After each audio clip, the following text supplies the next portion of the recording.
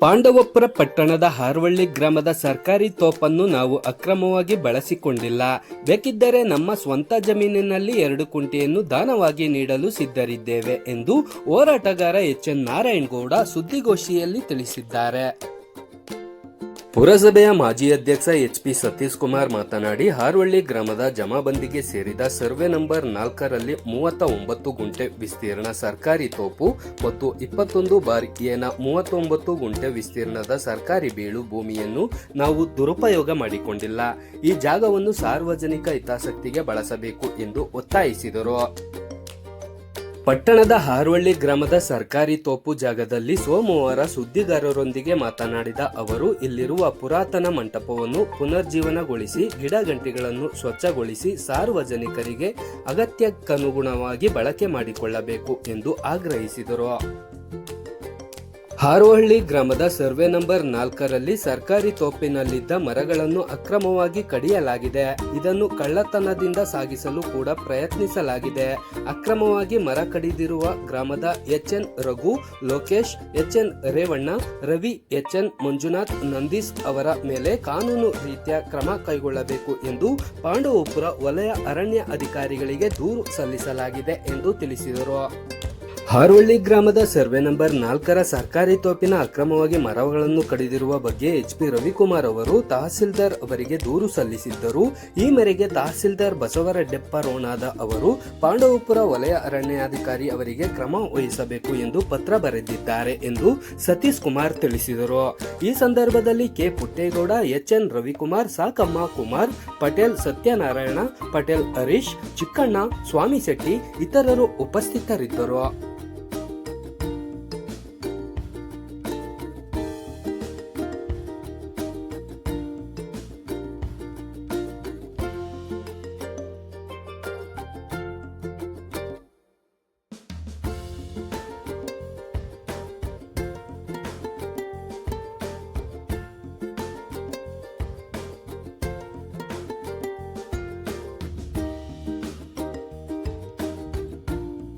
ಅವ್ರಿಗೆ ಮಾಡ್ಕೊಂಡಿರೋರಿಗೆ ಎಲ್ಲರಿಗೂ notice issue ಮಾಡವ್ರೆ.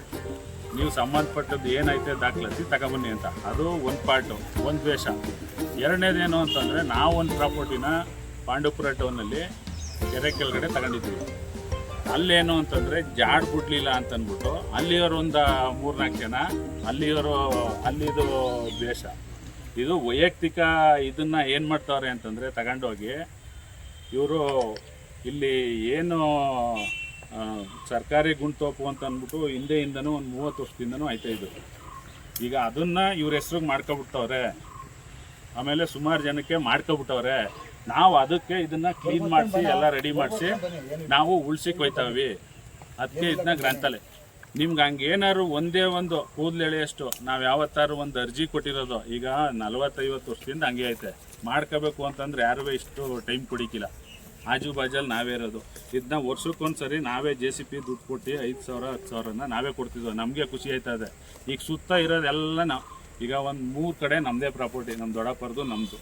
ಈಗ ನಮಗೆ ವ್ಯಾಲ್ಯೂಯೇಷನ್ನು ಈ ಪ್ರಾಪರ್ಟಿ. ಈಗ ಫೀಲ್ಡ್ ಮಾಡಿದ್ರೆ ಫಸ್ಟ್ ಆಟ ಆಡೋದೇ ನಮ್ಮ ಮನೆ ಮಕ್ಕಳು. ನಾವ್ಯಾಕೆ ಅವ್ರಿಗೆ ತೊಂದರೆ ಕುಡಿಕೆ ಹೋಗೋದ? ಈಗ ಅವ್ರೇನು ಡೈವರ್ಟ್ ಮಾಡಬೇಕು ಅಂತಂದರೆ, ನಾವು ಯಾವಾಗ ಈಗ ಹೇಳಿದ್ನಲ್ಲಿ ನಿಮಗೆ 28ನೇ ತಾರೀಕು ಕ್ಲೀನ್ ಮಾಡಿಸಿದ್ರು, 31ನೇ ತಾರೀಕು ವ್ಯಾಪಾರ ಮಾಡಿದ್ರು. ಯಾವ ಆಧಾರದ ಮೇಲೆ ಮಾಡಿದ್ರು ಸರ್ಕಾರಿ ಗುಂಡ್ತೋಪ ಅಂತ ನನಗೂ ಗೊತ್ತಿಲ್ಲ. ಅವ್ರು ಇವಾಗ ಕೇಳಿದ್ರೆ ಏನಂತಾರೆ ಅಂತಂದರೆ, ನಾವು ದೇವಸ್ಥಾನಕ್ಕೆ ಅಂತಂತಾರೆ. ದೇವಸ್ಥಾನಕ್ಕೆ ಅಂತ ಏನಾದ್ರು ಅವ್ರ ಮನಸ್ಸಲ್ಲಿ ಇದ್ದಿದ್ರೆ, ಗ್ರಾಮದ್ದು ಅಂತ ಬಂದಾಗ ಎಲ್ಲ ಕಮ್ಯುನಿಟಿಯವ್ರನ್ನೂ ಕರೆದು ಫಸ್ಟು ಮಾತಾಡಿ ಅವರು ತಿಳ್ಕೋಬೇಕಾದ್ರು ಸಾಮಾನ್ಯ ಪ್ರಜ್ಞೆನಾರು ಇರಬೇಕು. ಅವ್ರಿಗೆ ಅಟ್ಲೀಸ್ಟ್ ಬಾಜುದಾರರಿಗಾರು ಒಂದು ಮಾತು ತಿಳಿಸ್ಬೇಕು ಅನ್ನೋದಾದ್ರು ಇರಬೇಕು. 31ನೇ ತಾರೀಕು ಇವ್ರು ವ್ಯಾಪಾರ ಆದಮೇಲೆ ನಮ್ಮದು ಸೇರಿಸಿ 2 ವ್ಯಾಪಾರ ಮಾಡ್ಕೊಂಡವ್ರೆ ಅಂತಂದಮೇಲೆ ನಾವು ಫಾರೆಸ್ಟ್ ಡಿಪಾರ್ಟ್ಮೆಂಟ್ಗೆ ನಮ್ಮ ಮನೆಯಿಂದನೇ ಕಂಪ್ಲೇಂಟ್ ಮಾಡಿರೋದು ನಿಜ. ಇವ್ರೇನು ಮಾಡಿದ್ರು, ಕಂಪ್ಲೇಂಟು ಯಾವಾಗ ಮಾಡಿದ್ರು ಇನ್ನೆಲ್ಲಿ ನಮ್ಮ ಮೇಲೆ ಬೇರೆ ಥರ ಪರಿಣಾಮ ಬೀರ್ತದೆ ಅಂತಂದ್ಬಿಟ್ಟು ಏನು ಮಾಡಿದ್ರು ಇವರು 2ನೇ ತಾರೀಕು ತಾಲೂಕು ಆಫೀಸ್ ಹತ್ರ, ಈಗ ನಿಮ್ಮ ಹತ್ರ ಒಂದಿಬ್ಬರು ಮಾಧ್ಯಮದವ್ರ ಹತ್ರ ಅದು ಇರಬೇಕು. 2ನೇ ತಾರೀಕು ಕಂಪ್ಲೇಂಟ್ ಯಾವಾಗ ರೇಸ್ ಆಯಿತು, ಕಂಪ್ಲೇಂಟ್ ರೇಸ್ ಆದಮೇಲೆ ಏನು ಮಾಡಿದ್ರು, ಇದನ್ನು ಇಲ್ಲೊಂದು ಪ್ರೆಸ್ ಮೀಟ್ ಮಾಡಿದ್ರು ಮಂಟಪದ ಹತ್ರ. ನಮ್ಮ ಹಿರಿಯರು ಪಾಪ ಗೋವಿಂದೇಗೌಡರು, ಆಮೇಲೆ ನಮ್ಮ ರೈತ ಸಂಘದ ಮಂಜು, ಇವರೆಲ್ಲರೂ ಅಶೋಕಣ್ಣ, ಆಮೇಲೆ ದೇವರಾಜಣ್ಣ ಎಲ್ಲ ಬಂದವ್ರೆ. ಅವ್ರಿಗೂ ಇಲ್ಲಿದ್ದು ಏನು ಅನ್ನೋದು ಮಾಹಿತಿ ಗೊತ್ತಿಲ್ಲ. ಈಗ ಯಾರಿಗಾದ್ರೂ ಸಾಮಾನ್ಯ ಒಬ್ಬ ಮನುಷ್ಯಂಗಾದ್ರೂ ಅರ್ಥ ಆಯ್ತದೆ. ಇದು ಕೂದಲೆಳೆಯಲ್ಲಿ ಹೋಗುವಂಥದ್ದು. ಅಟ್ಲೀಸ್ಟು ಕರೆದು ಈಗ ನಮ್ಮನ್ನ ಯಾರನ್ನಾರು ಮನೆಯವ್ರನ್ನ ಇಲ್ಲ ಈ ಕಡೆ ಕುಶಲಕರ್ಮಿ ಕುಂಬಾರ ಸಂಘಕ್ಕೂ ಹೇಳಿಲ್ಲ. ಇವತ್ತು ಈವೆಂಟ್ ಟುಡೇ ಇನ್ನೂ ಸೈನ್ ಹಾಕ್ಸ್ಕೊತಾನೆ ಅವ್ರೆ. ಇವ್ರೇನು ಅಂತಂದರೆ ನಮ್ಮ ಮೇಲೆ ಏನಾದ್ರು ಆಪಾದನೆ ಬರಬೇಕು, ಕೆಟ್ಟದನ್ನ ಇವರು ನಮ್ಮ ಮೇಲೆ ಟ್ರಾನ್ಸ್ಫರ್ ಮಾಡಬೇಕು. ಇದು ಸಾಧ್ಯ ಇಲ್ಲದ ಮಾತು. ಈಗ ನಾವು ಈ ಗ್ರಾಮದಲ್ಲಿ ಚುನಾಯಿತರಾಗಿ ಗೆದ್ದು ಎಲ್ಲನೂ ಮಾಡಿದ್ದೀವಿ, ಈಗಾಗಲೇ ಹೇಳಿದ್ದೀನಲ್ಲ. ಆ ರೀತಿ ನಾವು ನಮ್ಮ ಗ್ರಾಮದಲ್ಲಿ ಏನೇನು ಕೆಲಸ ಮಾಡಬೇಕು ಎಲ್ಲ ಥರದಲ್ಲೂ ಕೆಲಸ ಮಾಡಿ ಒಂದು ಇದಕ್ಕೆ ಬಂದಿದ್ದೀವಿ. ಇವ್ರಿಗೇನು ಅಂದರೆ ಎಲೆಕ್ಷನ್ ಪರ್ಪಸ್ ಒಂದು, ನಮ್ಮ ವೈಯಕ್ತಿಕ ಎರಡು ವಿಚಾರ. ಇದನ್ನ ಇಟ್ಕೊಂಡು ಒಂದಷ್ಟು ಜನ ಹುಡುಗರು ಹೇಳ್ದಂಗೆ ಕುಣ್ಕೊಂಡು ಹೋಯ್ತಾರೆ. ಇವರೇನು ನೆಕ್ಸ್ಟು ಫರ್ದರ್ ಏನು ಅಂತಂದರೆ 28ನೇ ತಾರೀಕು 30ನೇ ತಾರೀಕು ನಡೀತಲ್ಲ, ಆ ವಿಚಾರ ಕೈ ಬಿಟ್ಬಿಟ್ಟವ್ರೆ. ಇವರು ನಾವು ಏನು ಮರ ವ್ಯಾಪಾರ ಮಾಡಿದ 20,000ಕ್ಕೆ ಅದನ್ನು ಹೇಳ್ತಾ ಇಲ್ಲ. ಅದು ಮರ ವ್ಯಾಪಾರ ಮಾಡಿ ಅಡ್ವಾನ್ಸ್ ಇಸ್ಕೊಂಡು ಅನ್ನೋದು ಹೇಳ್ತದೆ. ವ್ಯಾಪಾರ ಮಾಡಿದಾಗಲೂ ಇಲ್ಲಿ ಎಲ್ಲ ಯಜಮಾನ್ರೂ ಗಣನೆ ತಗೊಂಡಿಲ್ಲ. ನಾವು ಎಲ್ಲ ಯಜಮಾನ್ರ ಹತ್ರನೂ ಹೋಗಿದ್ದೀವಿ, ವಿಚಾರಣೆ ಮಾಡಿದ್ದೀವಿ. ಒಂದು 3 ಜನ ಬಿಟ್ರೆ ದೇವಸ್ಥಾನ ಕಮಿಟಿಯವರು ಒಂದು 4 ಜನ, ಇದ್ರವರು ನಮ್ಮ ಲಕ್ಷ್ಮೀನಾರಾಯಣ ಸ್ವಾಮಿ ಚೌಟ್ರಿ ಕಮಿಟಿಯವರು ಒಂದು 4 ಜನ ಬಿಟ್ರೆ ಇಲ್ಲೂ 9 ಅವ್ರು ಯಾರನ್ನೂ ಕೇಳಿ ತೀರ್ಮಾನ ತಗೊಂಡಿಲ್ಲ. ಏನು ಅಂತಂದರೆ ಸುಮ್ಮನೆ ನಮ್ಮನ್ನ ತೇಜೋವಧೆ ಮಾಡೋಕ್ಕೆ ಇಷ್ಟೆಲ್ಲ ಮಾಡೋರೆ. ಹಂಗಾಗಿ ನಾವು ನಿಮ್ಮ ಮುಖಾಂತರ ಕೇಳ್ಕೊಳ್ಳೋದೇನು ಅಂತಂದರೆ, ನಾಳೆ ದಿನಕ್ಕೆ ನಮ್ಮ ಮೇಲೇನು ಕೆಟ್ಟ ಆಪಾದನೆ ಮಾಡಿಬಿಡಿ. ಯಾಕೆ ಅಂತಂದರೆ ನಾವು ಈಗ ಇಲ್ಲಿ ಬಾಜುದಾರರು ಒಬ್ಬರು ಶ್ರೀಧರ್ ಅಂತ ಅವರೇ, ನಾವು ಒಂದು 15-20 ವರ್ಷ ಆಯ್ತು. ಇಲ್ಲೇ ಪಕ್ಕದಲ್ಲಿ ಒಂದು 19 ಗುಂಟೆ ಜಮೀನು ತಗೊಂಡಿದ್ದೀವಿ. ಈಗ ಅವ್ರಿಗೆ ಓಡಾಡೋಕ್ಕೆ ಅವರ ದಾಯಾದಿ ಅವ್ರ ಅಣ್ಣರೇ ಜಾಗ ಕೊಟ್ಟಿರಲಿಲ್ಲ. ಅವಾಗಿಂದನೂ ನಾವೇ ಜಾಗ ಕೊಟ್ಟಿದ್ದೀವಿ. ಬಿಸಿಲು ಮಾರಮ್ಮನ ದೇವಸ್ಥಾನದ ಹತ್ರ ಇಲ್ಲೇ ನಮ್ಮ ಅಣ್ಣ ತಮ್ಮದಿರು ದೊಡ್ಡಪ್ಪಣ್ಣವ್ರ ಮನೆಯವರು ಅಂತವ್ರೆ. ಅವರು ಹೆಚ್ಚು ಕಮ್ಮಿ ಒಂದು 20 ವರ್ಷದಿಂದನೂ ನಾವು ಇವತ್ತೂ ಹುಳಿ ಬೆಳೀತಾ ಇದ್ದೀವಿ. ರೋಡ್ ಮಗ್ಲಲ್ಲಿ ಲೈಟ್ ಕಂಬ ಹಾಕೊಳ್ಳೋಕ್ಕೆ ಇಟ್ಕೊಟ್ಟಿದ್ದೀವಿ. ಅವರೊಬ್ಬರು ಕೊಟ್ಟೋದಕ್ಕೆ ಇವತ್ತು 40-50 ಕುಟುಂಬ ಇವತ್ತು ತೆಂಗಿನ ಮರ ಬಂದು ಬೆಳೆ ಊಟ ಮಾಡ್ತವ್ರೆ.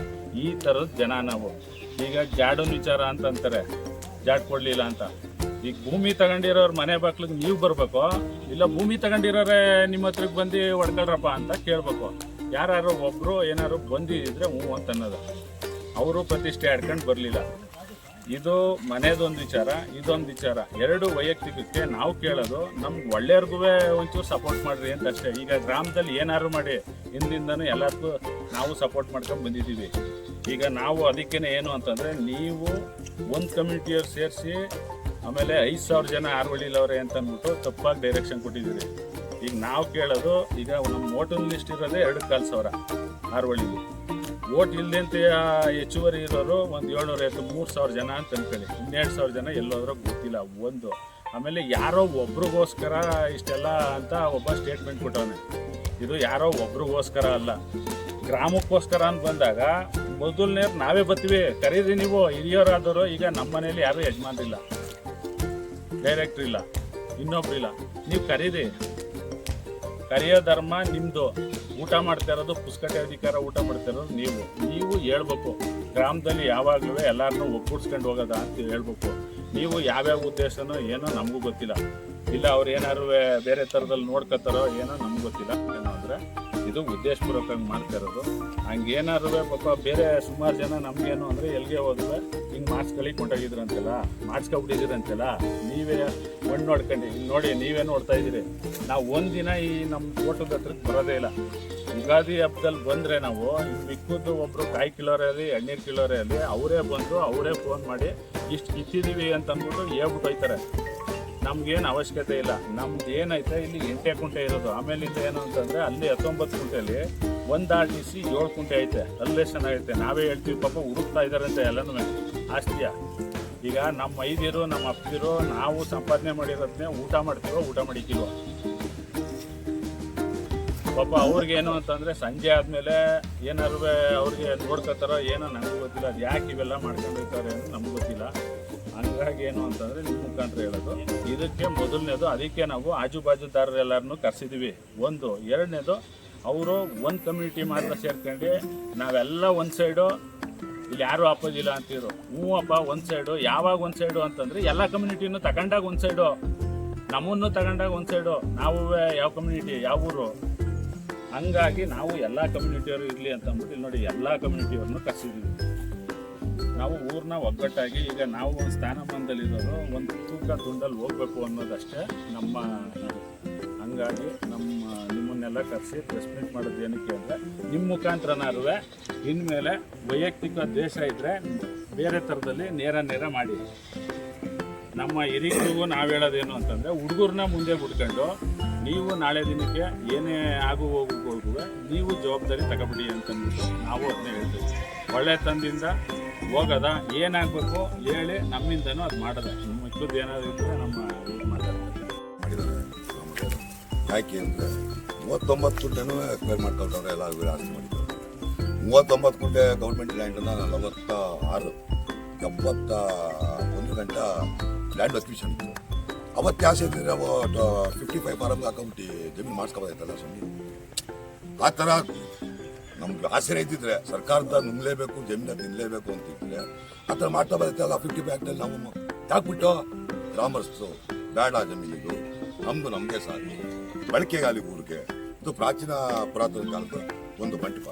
ಆ ಹಿಂದಿನವರು ಒಂದು ಗಂಜಿ ಬಸ್ಕೊಂಡು ಊಟ ಮಾಡ್ಕೊಂಡು ನೆರವು ಬಸ್ಕೊಂಡು ಆ ಪುರಾತನ ರೆಕಾರ್ಡ್ ತಗೊಂಡು ನಾವೇ ಹಾಕ್ಬಿಟ್ಬೇಕು. ಜಾಸ್ತಿ ಸರ್ಕಾರನೇ ಬಳಕೆ ಮಾಡ್ಕೊಳ್ಳಿ, ಕ್ರೀಡಾಂಗಣಕಾರ ಬಳಕೆ ಮಾಡ್ಕೊಳ್ಳಿ, ಇನ್ನು ಸಮುದಾಯಕಾರು ಬಳಕೆ ಮಾಡ್ಕೊಳ್ಳಿ. ಅವರು ಒಂದು ತಪ್ಪು ಹೇಳಿಕೆ ಅಂದರೆ ಎಲ್ಲರೂ ಅವರೇ ಮಾಡ್ಕೊಳ್ತಾರೆ. ಜಮೀನ 21 ಗುಂಟೆ, ನಾನು 9 ಗುಂಟೆ, ನಮ್ಮ ಚಿಕ್ಕಪ್ಪರ್ದು 8 ಗುಂಟೆ, ತಿರ್ಗಾ 10 ಗುಂಟೆ, ತಿರ್ಗಾ 8 ಗುಂಟೆ, ತಿರ್ಗಾ 7 ಗುಂಟೆ, ಸುತ್ತಲೂ ನಾನೇ ಇದ್ದೀನಿ. ಎಲ್ಲಾರು ಮನೆ ಕಟ್ಬಿಟ್ಟಿದ್ರೆ ಅವ್ರು ನಾನು ಹೇಳೋಕ್ಕೆ ತಪ್ಪಾಗ್ತದೆ. ಒಂದು ಸಸಿನುವೆ ನಾವು ನೆಟ್ಟಿಲ್ಲ. ಇಡೀ ಇಷ್ಟು ಮರದವೇ ಒಂದೇನಕ್ಕೊಂದು ಹಾಕಿ ಕಲ್ಕಂದ್ರೆ ಕುಂಬಾರ ತಗೋತಾರೆ. ಬೇರೆ ಸಾರ್ವಜನಿಕರು ಯಾರ ಬಂದು ಗರಿ ತಗೋಬೋದು, ಯಾರ ಬಂದು ಅಳಿಸ್ದಂಗೆ ತಿಳ್ಕೋಬೋದು. ಸಾರ್ವಜನಿಕರಿಗೆ ಬಿಟ್ಬಿಟ್ಟಿದ್ದೀವಿ.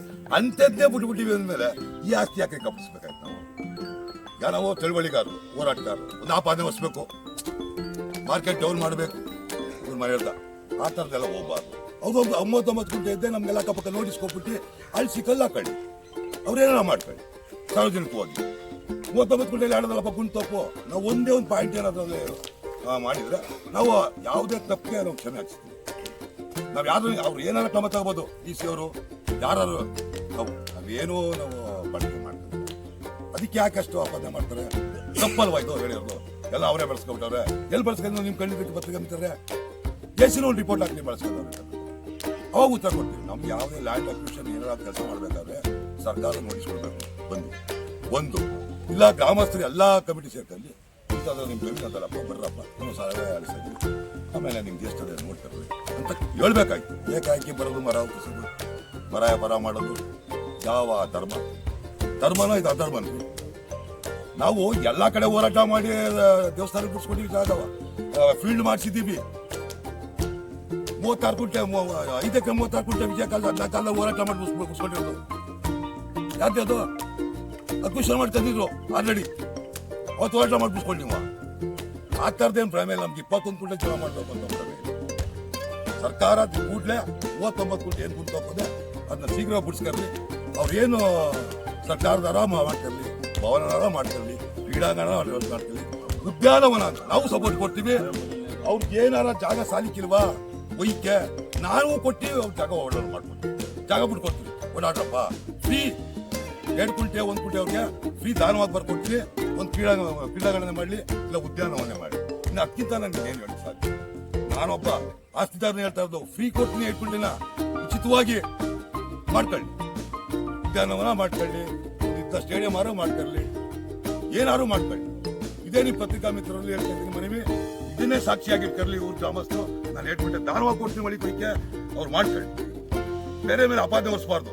ಅದು ಮಾಡ್ಕೊಬಿಟ್ಟವ್ರೆ, ಇದನ್ನ ಮಾಡ್ಕೊಬಿಟ್ಟವ್ರೆ. ವೈಯಕ್ತಿಕ ದೇಶ ಇದ್ರೆ ಅವ್ರು ರಾಜಕಾರಣ ಬಳಸ್ಕೊಳ್ಳಿ. ವೈಯಕ್ತಿಕ ದೇಶ ರಾಜಕಾರಣ ಮಾಡೋಣ, ಅವರು ಮಾಡೋಣ, ನಾವು ಮಾಡೋಣ. ರಾಜಕೀಯ ಮಾತಾಡೋ ಬೇಡ, ಇಲ್ಲಿ ಏನೂ ಬೇಡ. ಲ್ಯಾಂಡ್ ಅಕ್ವಿಷನ್ ಏನಿದೆ ಅದ್ರ ಬಗ್ಗೆ ಮಾತಾಡಿದ್ವಿ.